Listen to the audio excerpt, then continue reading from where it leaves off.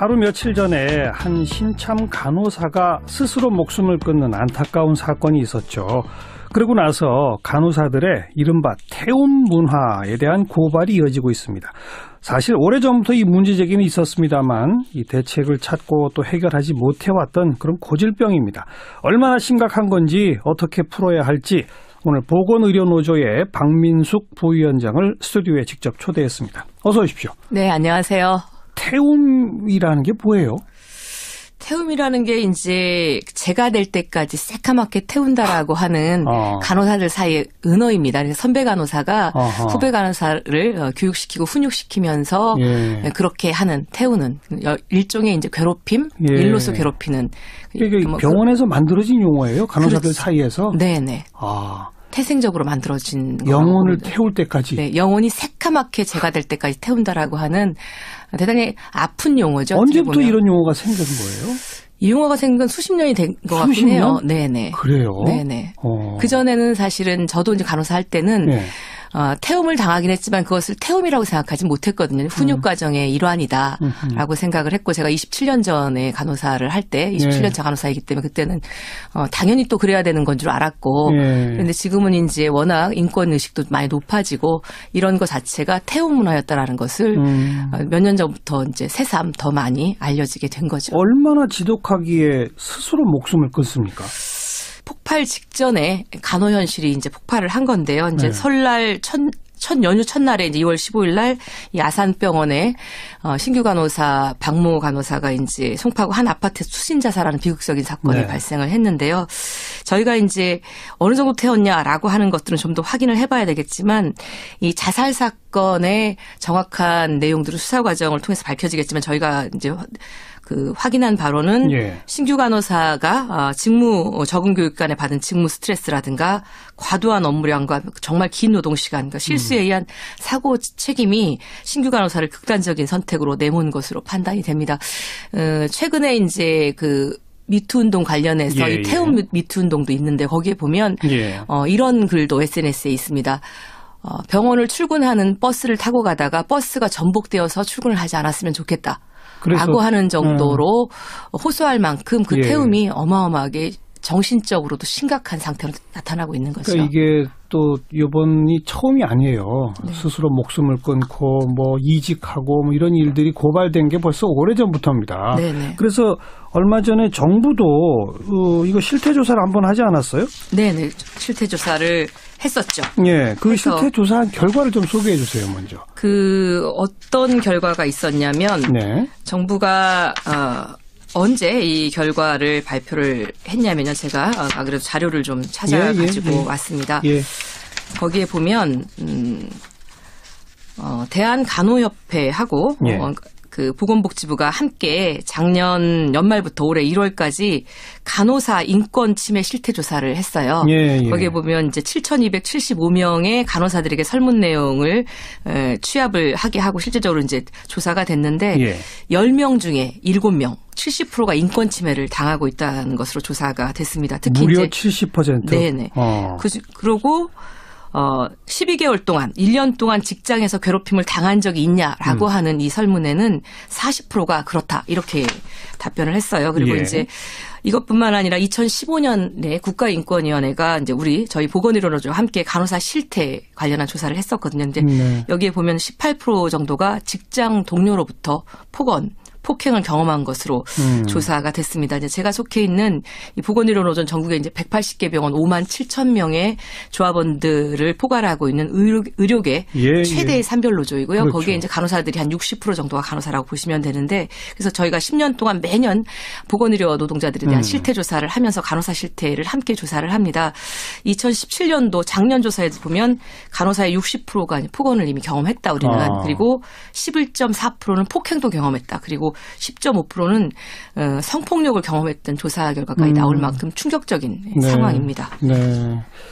만연에 있다라고밖에 말할 수 없네요. 숫자를 보니까. 네, 전국의 모든 병원에서 있는 것으로 저희가 확인하고 실제적으로 그렇게 만연해 있습니다.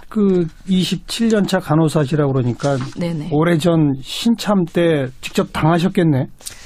많이 당했죠. 신규 때 그때 뭐 갓 대학 졸업하면 23, 이 정도거든요. 예, 22, 3 요때 업무가 서투를 수밖에 없고요. 예. 사실은 학교에서는 실습을 배우는 것이 아니기 때문에 간호 현장에 직접 병원에 투입이 되면서 사실은 선배 간호사들부터 이제 머리를 장식으로 달고 다니냐, 왜 가르쳐줬는데 그거밖에 못하냐, 이런 얘기들을 사실은 많이 배우면서 혼나면서 일을 배웠었습니다. 근데 그때는 사실은 그것이 우리를 태운다 이렇게는 너무 오래전 일이라 생각하지 못했고요. 당연히 그래야 되는 걸로 그때는 생각을 했었습니다. 지금 보면 이 간호사 자살 사건을 보면서 이 잘못된 관행과 악습을 우리가 끊지 못해서 이런 극단적인 상황이 오고 정말 대단히 선배 간호사서 가슴 아프게 생각을 합니다. 이번에 반드시 개선해야지요. 그 모든 직장에 네네. 수습 기간이라는 게 있지 않습니까? 예, 보통 있습니다. 저희 방송국에도 뭐 PD나 기자들이 새로 채용되면 일정 기간 동안에는 이렇게 각 부서를 돌면서 경험하게 하고 가르쳐주고 이런 기간들이 있단 말이에요. 네네. 그런데 간호사들은 바로 환자들한테 투입되나요? 보통 이제 오리엔테이션 기간이라고 해서 한 보름 정도는 알려줘요. 그러니까 수습하는 기간이 있는데 보름 정도 하고 뭐 길어야 한 달 정도이고, 수습 간호사들도 실제적으로는 수습 기간에 간호 한 명의 인력으로 투입을 해버려요. 간호 현장에 환자들한테 담당하게. 그러니까 잘 업무가 익숙하지 않은 상황에서 굉장히 업무적인 스트레스를 받을 수밖에 없고, 그 이제 우리가 프리셋터라고 해서 선배 간호사들인 4, 5년 차 선배 간호사들이 이 1년 미만의 신규 간호사들을 교육하면서 가르치거든요. 근데 일종의 사수 개념이겠네요. 그죠. 사수 개념. 그걸 저희는 프리셉터라고 얘기를 하는데요. 네. 그 사수를 하는 선배 간호사도 자신이 돌봐야 되는 환자가 많이 있는 거예요. 그 환자를 돌보면서 신규 간호사들을 가르쳐야 하니까 사실은 거기도 엄청난 업무적인 스트레스와 고민을 갖고 있는 거죠. 그러다 보니 이것들이 이제 서로 스트레스로 인해서 일정 정도의 태움 문화로 나타나는 거죠. 사실은 아무리 그렇다 하더라도 이제 태움이나 이런 집단 괴롭힘의 형태로 나타나는 것은 좀 절대로 안 되는 일이고요. 인권 유린 형태로 나타나서는 안 된다고 생각을 합니다. 뭐 제가 방송국 예로 든 김에 기자나 PD는 신입사원 들어와서 이제 일을 좀 연습사만 시켜보기도 하지만 그래서 일을 망칠 경우는 없어요. 왜냐하면 뭐 연습사만 시켜봐도 뭘 기사를 써오거나 아이디어를 내거나 선배들이 그걸 검증할 수 있단 말이에요. 그런데 간호사의 인력으로 바로 투입됐다는 얘기는 환자한테 뭔가를 행위를 한다는 거잖아요. 그렇죠. 그럼 위험할 수 있는 거 아닙니까? 환자들한테도? 환자의 생명과 안전에 직결되는 문제가 발생을 하는 거죠. 사실은 이게 이제 간호사들의 태움 문화 이런 것들이 악습이기도 하고 잘못된 관행인데, 간호사들 내부에 간호사 인성에 관련한 문제가 아닙니다. 사실은 인력이 부족해서 그렇거든요. 구조적인 문제일 것 같아요. 그죠. 병원이 구조적으로 인력을 뽑지 않고 있어요. 그러니까 경영상에 부담이 되기 때문에 인력을 최소화하고 그 현장에 사실은 그렇게 되면 이 신규 간호사도 인력으로 투입하지 말고 적어도 6개월에서 1년 정도는 교육기간으로 둬서 충분하게 선배 간호사한테 일을 다 배운 다음에 숙련된 상태로 환자들에게 이제 간호를 제공해야 환자의 생명과 안전과 질 좋은 의료 서비스를 제공할 수 있는데 배우면서 한 명의 그 인력으로 투입을 하는 거거든요. 근데 선배 간호사들 얘기는 어떻게 얘기하냐면 0.5도 안 된다, 0.5다 이렇게 얘기를 해요. 그러니까 한 사람의 인력으로 도저히 신규 간호사가 일을 할 수 없는 구조적인 한계를 가지고 있고, 그러다 보니까 태움도 일어나고 의료 서비스 질의 저하도 일어나는 겁니다. 제가 그 태움이라고 하는 현상을 뭐 옹호하려고 하는 얘기가 전혀 아니라 일각에서 이런 말을 합니다. 환자의 안전에 직결되는 업무를 담당해야 하기 때문에 초반부터 강하게 훈육하지 않으면 배우질 못한다. 뭐 이런 논리를 편단 말이에요. 근데 저는 이제 그 논리를 역으로 이렇게 말하는 거죠. 아니 정말 일이 서투른 간호사한테 환자의 안전을 책임지게 하면 안 되는 거 아니냐. 네, 맞습니다. 그 원래 병원이 24시간 365일 불이 꺼지지 않는 곳이고 환자의 생명과 안전을 치료하는 것이기 때문에 굉장히 긴장해야 되고 실제적으로 교육이나 훈련들이 굉장히 엄격한 것도 사실입니다. 그러나 그런 것들을 그렇게 해야 된다고 해서 이 간호사에 대한 인권 유린의 형태로 집단 괴롭힘의 형태로 나타나서는 도저히 안 되는 거고요. 오히려 그렇게 태우고 하면 잘하는 것이 아니라 더 많이 긴장을 해서 잘하는 게 아니라 실수를 연발하게 하는 거고, 스스로 간호사의 소명의식과 자긍심을 떨어뜨리는 겁니다. 어떤 느낌이 드냐면 나는 대학을 나오고 이렇게 다 면허증가 있단 난 왜 이거밖에 못할까? 난 정말 선배 간호사가 얘기하는 것처럼 난 무능한 사람일까? 가끔은 이제 너 머리는 왜 달고 다니니? 이렇게 얘기하는 태움도 있을 정도예요. 네. 그러면 정말 그런 것처럼 느껴지기 때문에 오히려 더 일에 방해가 되는 거고 더 스트레스로 인해서 질 좋은 의료 서비스를 제공할 수 없는 겁니다. 그 간호사 한 명이 환자 몇 명을 담당하는지 네네. 이거에 대한 국제 비교 수치 같은 건 다 있죠. 당연히 그거 좀 있죠. 소개해 주시면. 이렇게 보면 국제적으로는 이렇게 되어 있습니다. 우리나라가 이제 굉장히 간호 인력도 부족하고요. 전국의 간호사들 면허권자는 34만 명 정도 되는데 예. 실제적으로 병원 현장에서 환자의 생명과 안전을 치료하는 간호사로 근무하고 있는 현장 활동 간호사는 절반도 되지 못해요. 그렇다면서요. 나머지 절반은 유유 간호사라고 해서 우리가 이제 장롱 면허로 예, 되어 예. 있습니다. 예. 다른 나라 같은 경우 이제 OECD 선진국 보면 이 활동 간호사 수가 거기에 비해서 우리나라는 3분의 1 정도밖에 되지 않는 거고요. 그리고 네. 간호사 한 명이 환자를 돌보는 수도 사실은 호주나 캐나다는 한 명이 4분의 환자분을 돌보세요. 그리고 네. 일본은 간호사 한 명이 7명의 환자를 돌보는데 예. 우리나라는 간호사 한 명이 20명의 환자를 돌보게 돼 있어요. 그러다 보니 노동 강도가 어마어마한 그 거죠. 20명이라는 게 법적 기준이에요? 법적 기준은 사실은 이거보다 훨씬 더 강하게 돼 있는데 법적 기준을 지키고 있지 않습니다. 안 우리나라는. 지켜도 벌칙이 없나 보죠? 처벌 규정이 없습니다. 아이고. 그러니까 이것도 대학병원 정도 수준이나 돼야 우리나라 최고의 대학병원 마산병원을 중심으로 해서 대학병원 수준으로 돼야 간호사 한 명 20명 정도의 수준을 보고 있는 거고요. 실제적으로 이제 지방에 있는 민간 중소병원들 네. 보면 네. 간호사 한 명이 50명의 환자들을 담당하고 있기도 합니다. 가능합니까 그게? 거의 이제 지켜보는 거죠. 환자를 간호한다라는 취지보다는 예. 환자를 정말 보는 겁니다. 그러니까 이 정도의 인력 부족으로는 당연히 태움이 있을 수밖에 없고 환자의 생명과 안전이 직결되는 거기 때문에 네. 저희들이 이제 인력 부족 문제를 심하게 호소하면서 정부에도 대책을 요구하고 있습니다. 아마 호주, 캐나다가 한 명당 4명, 일본이 한 명당 7명인 것도 이들 나라도 저절로 이렇게 되지 않았을 거예요. 법으로 강제하고 있지 않습니까? 네네. 특히 이제 호주나 미국 같은 경우에는 간호사 인력법이라는 게 있어요. 우리나라로 얘기하면. 네네. 그래서 간호사 한 명이 환자 4명을 보게 이렇게 딱 법으로 정해져 있고 중환자의 경우, 중증도가 높은 중환자의 경우에는 간호사 한 명이 중환자 한 명을 이렇게 돌보게 돼 있어서 네.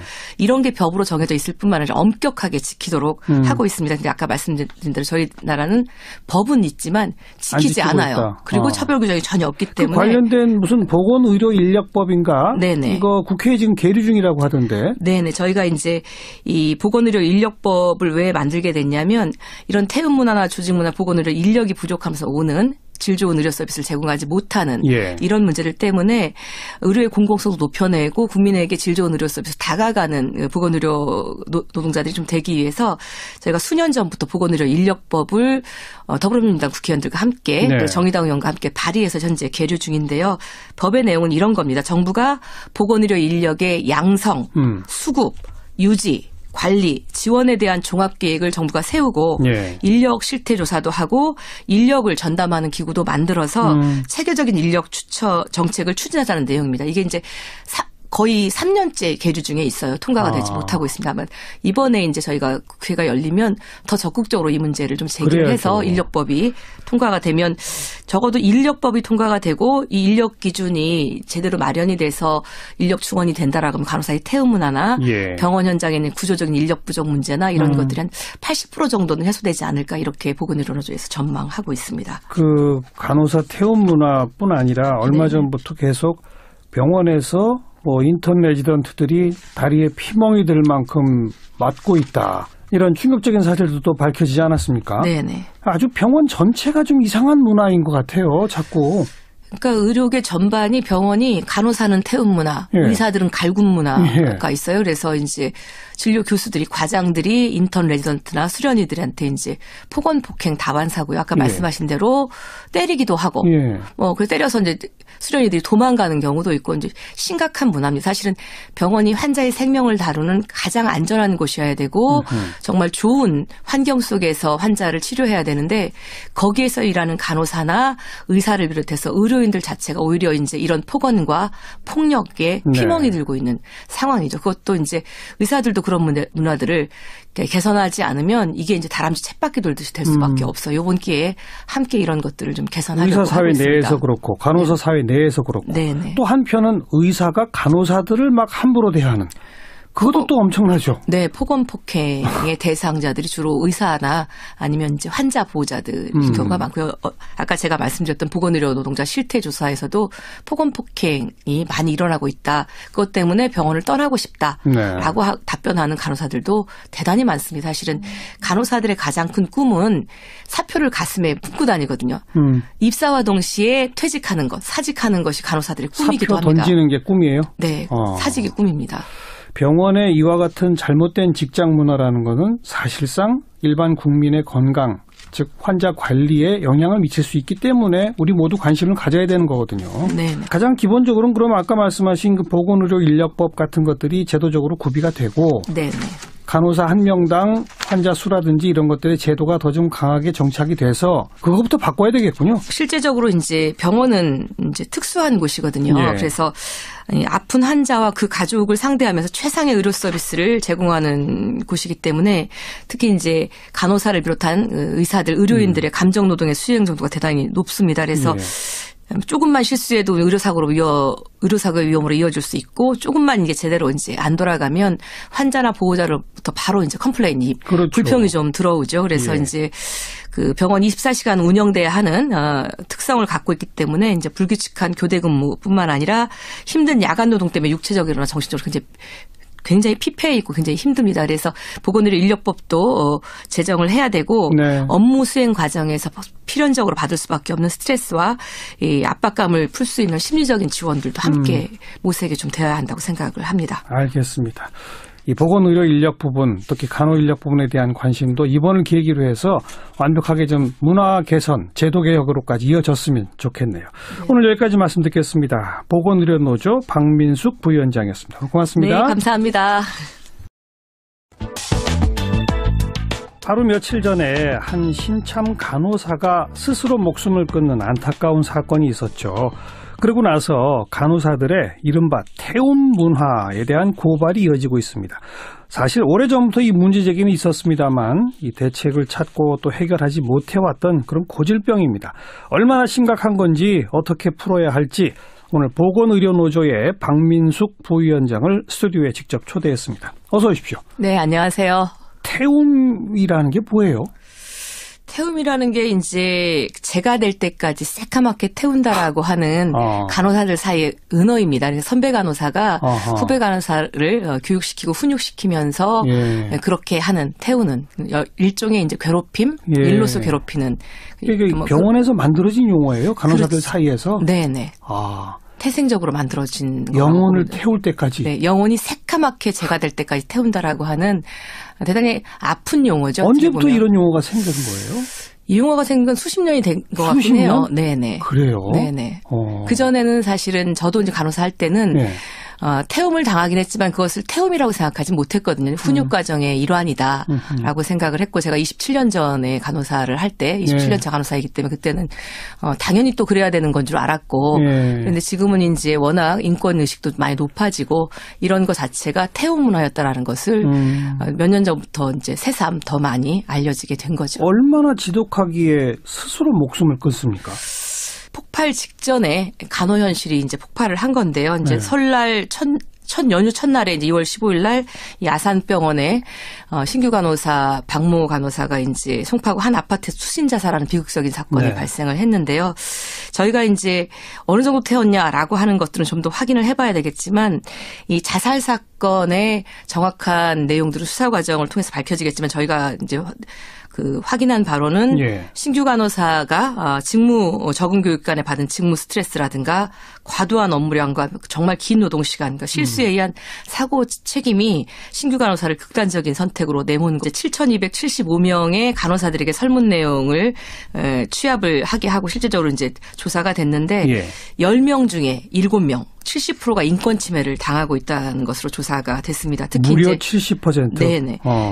그러고 12개월 동안 1년 동안 직장에서 괴롭힘을 당한 적이 있냐라고 하는 이 설문에는 40%가 그렇다 이렇게 답변을 했어요. 그리고 예. 이제 이것뿐만 아니라 2015년에 국가인권위원회가 이제 저희 보건의료노조와 함께 간호사 실태 관련한 조사를 했었거든요. 근데 네. 여기에 보면 18% 정도가 직장 동료로부터 폭행을 경험한 것으로 조사가 됐습니다. 이제 제가 속해 있는 이 보건의료노조는 전국에 이제 180개 병원 5만 7천 명의 조합원들을 포괄하고 있는 의료계 예, 최대의 예. 산별노조이고요. 그렇죠. 거기에 이제 간호사들이 한 60% 정도가 간호사라고 보시면 되는데 그래서 저희가 10년 동안 매년 보건의료 노동자들에 대한 실태 조사를 하면서 간호사 실태를 함께 조사를 합니다.